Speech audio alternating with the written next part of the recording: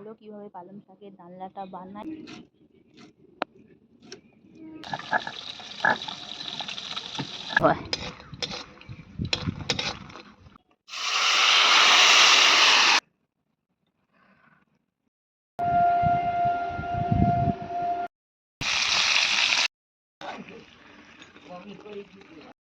শুভ সকাল বন্ধুরা, আর দেখো সকাল সকাল চলে এসেছি এই যে একদম পালং শাক নিয়ে। আর আজকে বানাবো পালং শাকের ডালনা। তো চলো কিভাবে পালং শাকের ডালনাটা বানাই দেখবে। আর এদিকে দেখো রান্না বান্না তো অলরেডি বসে গেছে। তো এদিকে পালং শাকে দেবার জন্য সিম নিয়ে নিয়েছি, সাথে বেগুন আর একটু মূলো নিয়ে নিয়েছি, সাথে একটু আলুও দিয়ে দেবো। এই যে পালং শাক,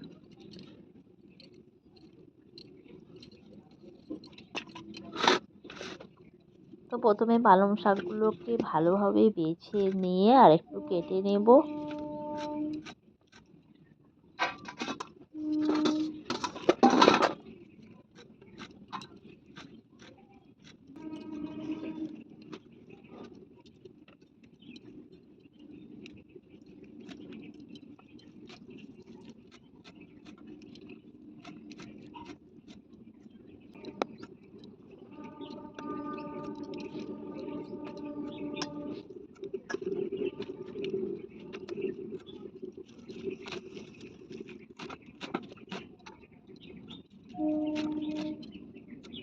তো ফাইনালি ভাতটা ফুটে গেছে আর এদিকে শাকটাও কাটা হয়ে গেছে, বাকি সিম আলুটা কেটে নেব।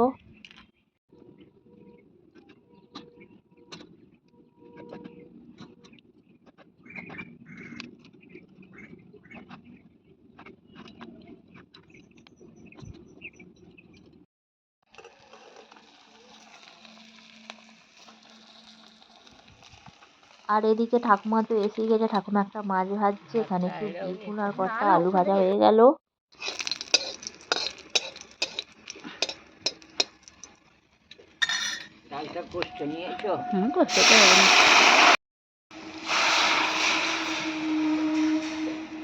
একটু সামান্য নুন দিন আর একটু হলুদ দিয়ে, হ্যাঁ হ্যাঁ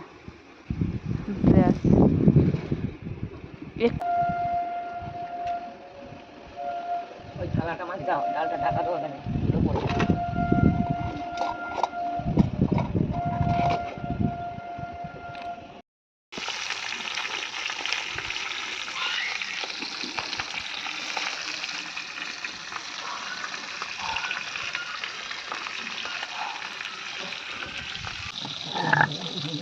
হ্যাঁ এটা ঠিক করে রাখা যাবে।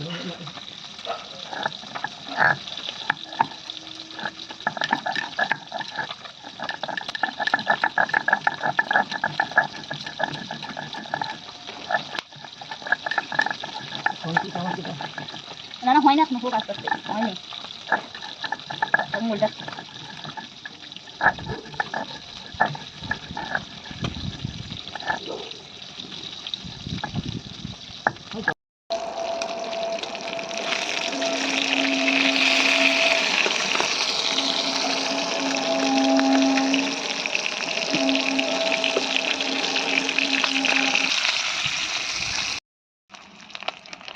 আমার শরীর ভালো না।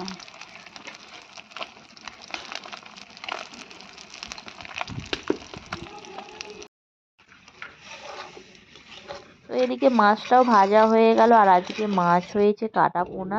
তো মাছটার জন্য আমি টমেটোটা বেটে নিয়েছি, সাথে একটু আদা আর কাঁচা লঙ্কা বেটে নিয়েছি। আর এদিকে দেখতে পাচ্ছেন ঠাকুমা উঠে পড়েছে, তো আমি মাছটার ঝাল বানাচ্ছি। ঠাকুমা একটু কাঠটা ধরিয়ে দিয়েছি, যেহেতু আমি উল্টো দিকে আছি। তো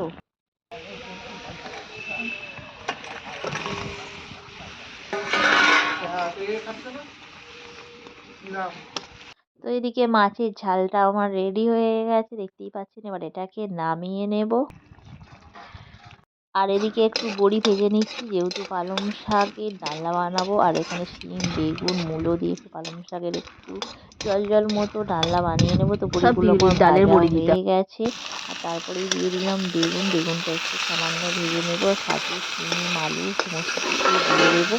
আর দিয়ে একবারে পালং শাকটা কষিয়ে নেবো।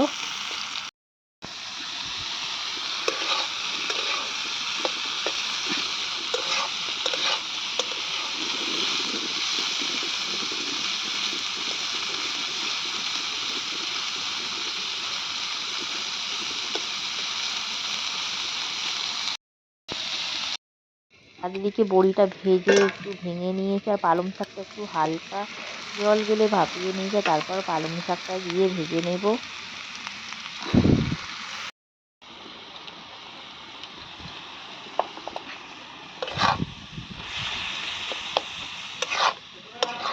হ্যাঁ,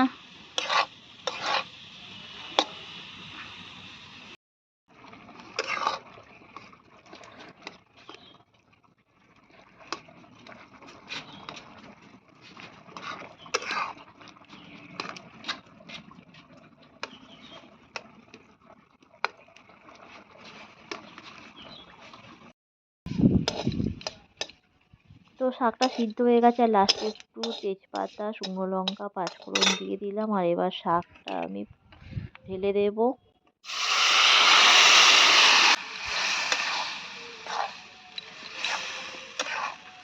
তো এদিকে রেডি হয়ে গেল পালং শাকের ডালনাটা। আর গরম গরম পালং শাকের ডালনা খেতে তো দারুণ লাগে। তো ভিডিওটি কেমন লাগলো, ভিডিওটি যদি ভালো লাগে লাইক করো, শেয়ার করো, কমেন্ট করো। দেখা হবে আরে নেক্সট আপনাকে ভিডিওয়। সবাই সিমগুলো ভালো থেকো, দিয়েছি, সুস্থ থেকো, টাটা, বাই আলু বাই। টালুগুলো দিন।